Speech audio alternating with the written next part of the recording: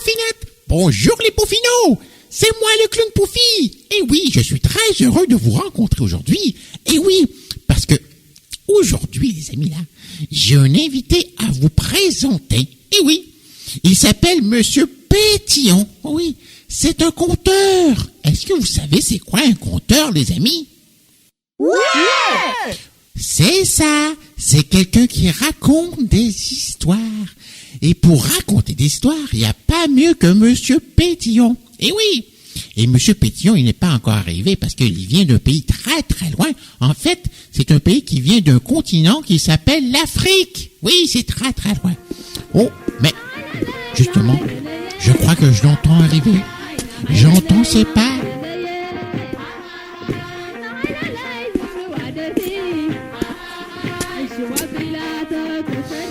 Ah! Bien, bonjour Monsieur Pétillon. Vous avez fait un bon voyage.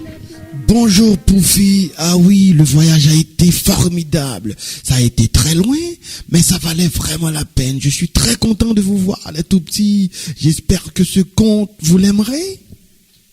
Alors, dis-moi, Monsieur Pétillon, de quoi parle ce conte au juste? Eh bien, ce conte Poufi, c'est l'histoire d'une jeune vache qui ne pouvait pas enfanter,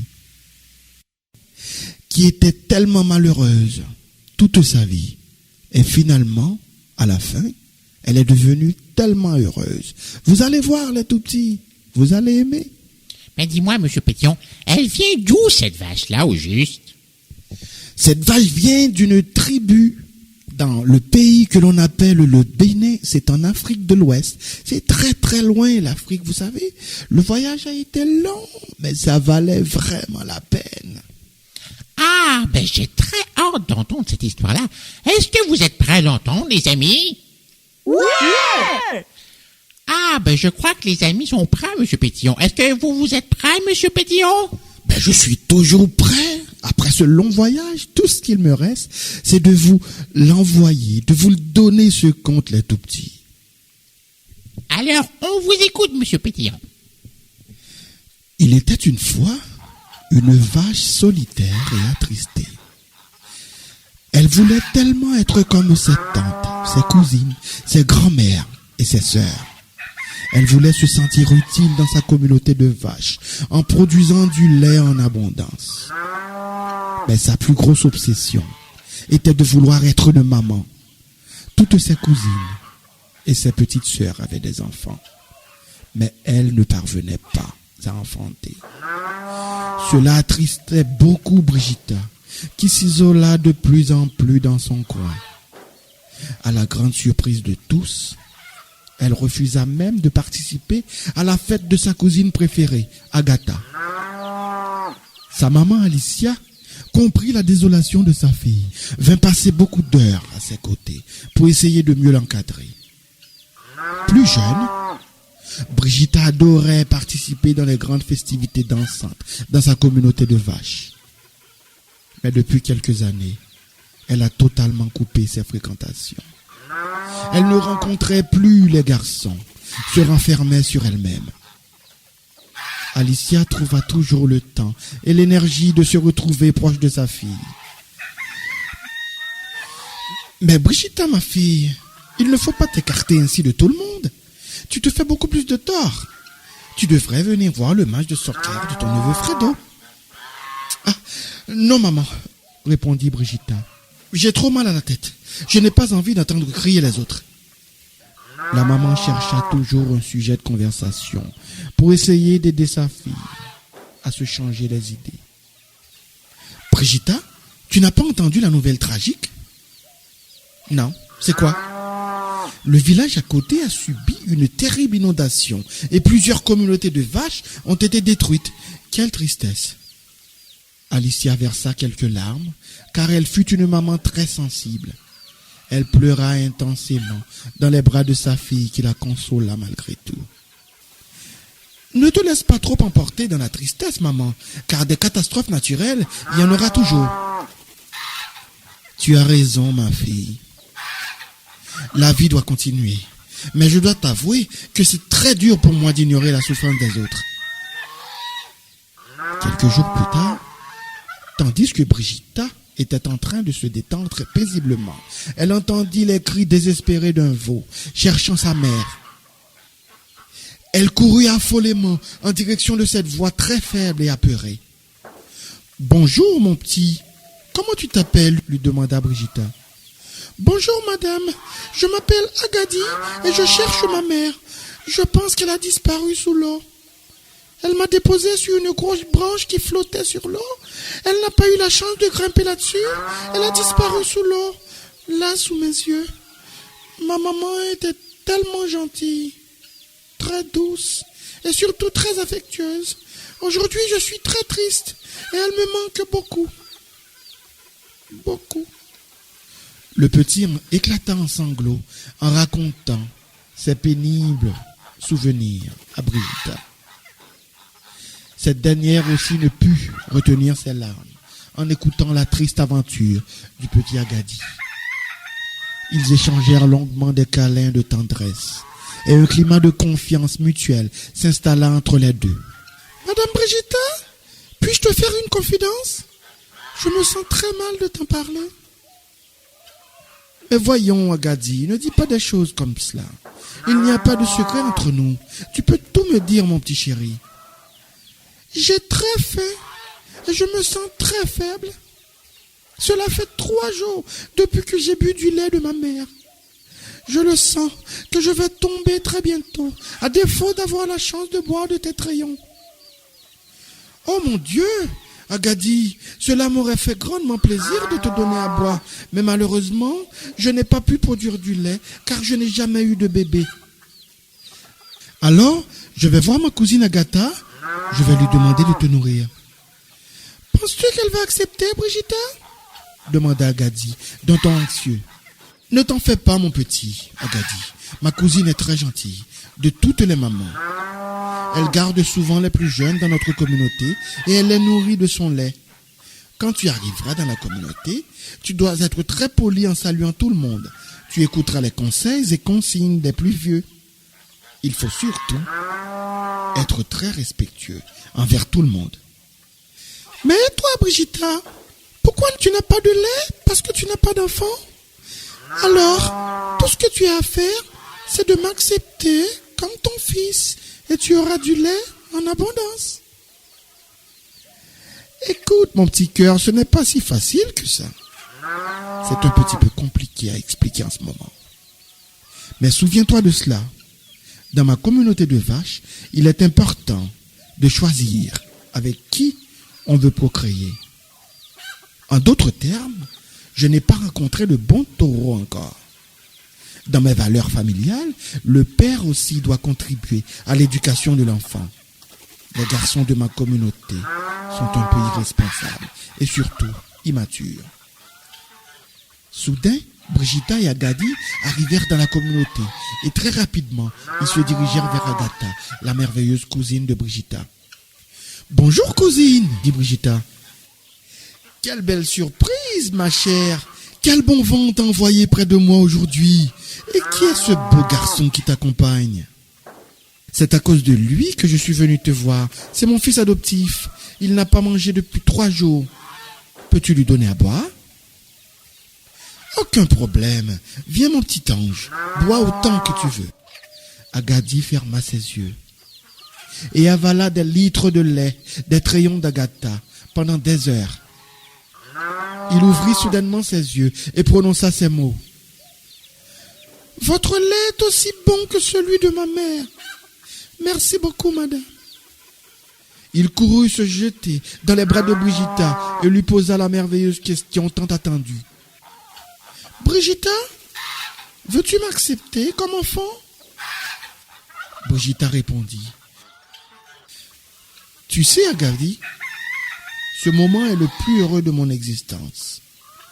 Tu viens de me faire vivre le plus beau jour de ma vie. » Agadi apprit une jolie berceuse à sa nouvelle mère. C'est la petite chanson que sa maman biologique avait composée pour lui. Elle la lui chanta tous les soirs avant son dodo. Aimerais-tu la connaître ?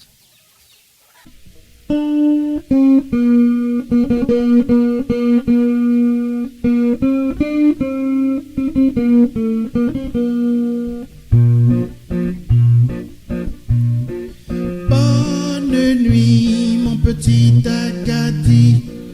Te réveille pas au cours de la nuit.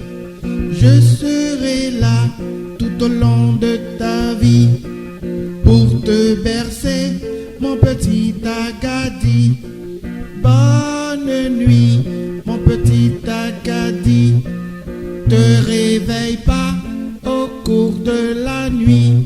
Je serai là tout au long de ta vie pour te bercer, mon petit Agadi.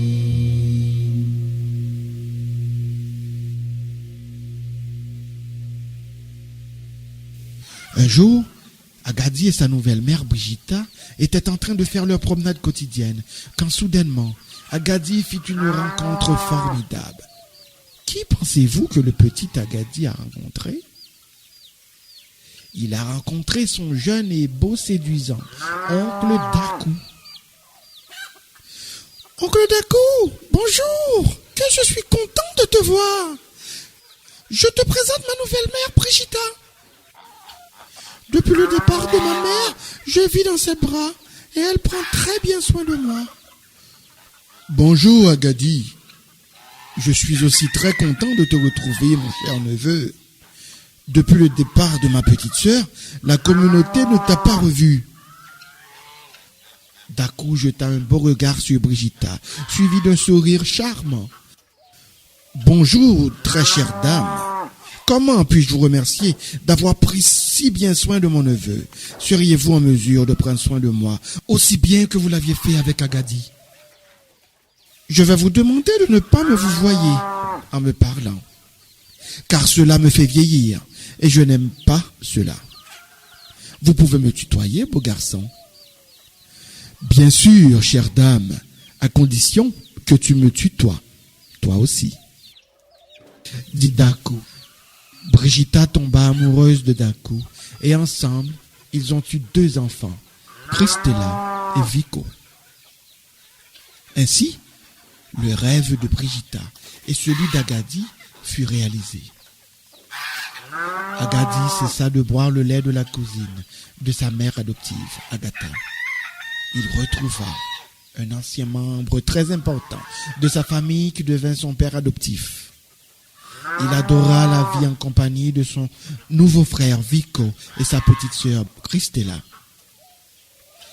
Cette dernière adorait danser et faire de la gymnastique. Avec de jeunes filles de son âge, elles organisèrent des spectacles dans sa communauté. Sa mère Brigitta ne manqua une seule de ses représentations artistiques. Le sourire sur le visage de sa mère justifiait sa grande fierté. Christella, Vico et Agadi eurent une très belle relation familiale. Il eut une grande complicité et beaucoup d'amour dans cette famille. Mais bien sûr qu'il y avait des situations difficiles des fois. Comme la fois quand Christella taquinait continuellement Vico en tirant sur sa queue. Il se fâcha finalement et la frappa d'un coup de sabot à la bouche. Elle perdit 2 dents en avant. Vico eut une grosse punition car il n'a pas pris la bonne décision. Savez-vous qu'est-ce que Vico aurait dû faire? Quand il y a un ami qui nous dérange, on fait quoi? On appelle un adulte. Un jour, Agadi décida d'aller se balader avec son petit frère. Celui-ci avait un caractère agité et quelque peu cascadeur. Il s'aventura trop proche d'une falaise et perdit pied. Mais son grand frère, d'un réflexe de héros, l'attrapa et les 2 éclatèrent en sanglots. « Vico, tu m'as fait une de ces peurs. Pourquoi fais-tu tout le temps des cascades aussi dangereuses? » Mais tu sais bien que j'aime jouer, courir, me défouler, Agadi. Il ne faut pas trop te casser la tête pour moi, grand frère. Mais je dirais quoi, maman? Tu sais combien elle nous aime et elle s'inquiète pour tout. Alors, mon frère, tu ne vas pas lui dire à maman ce petit incident. Tu sais, je risque d'être mise en punition. Comment est-ce qu'on met un jeune veau en punition?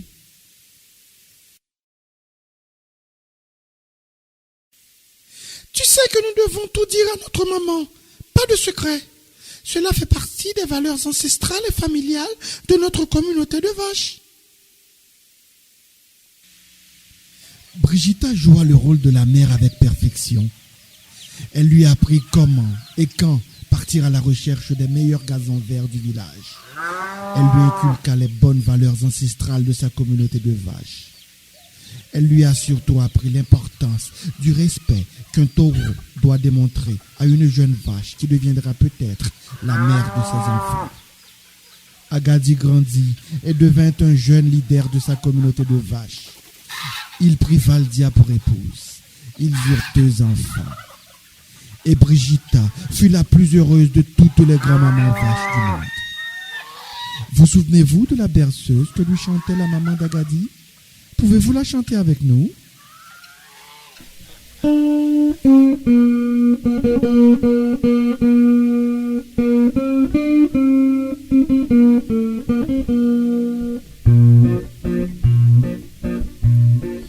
Bonne nuit, mon petit Agadi. Te réveille pas au cours de la nuit.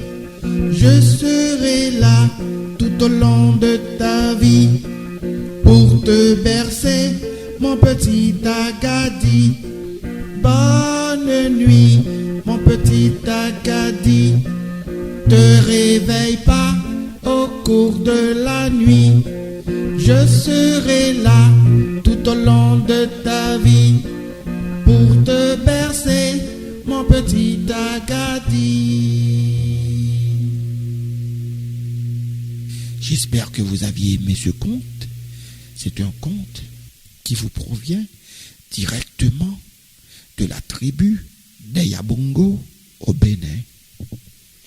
Oh là là là là là là là, quel beau conte, monsieur Pétillon. Ah, vraiment, là, les amis, là, je suis certain que vous l'avez apprécié, tout comme moi.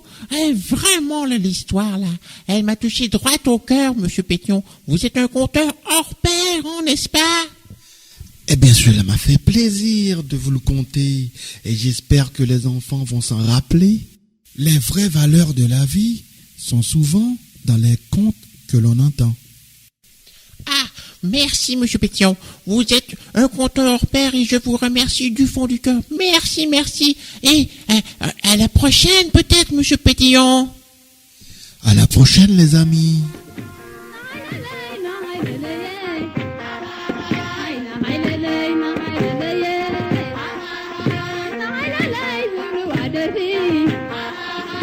شو بلا تكتفي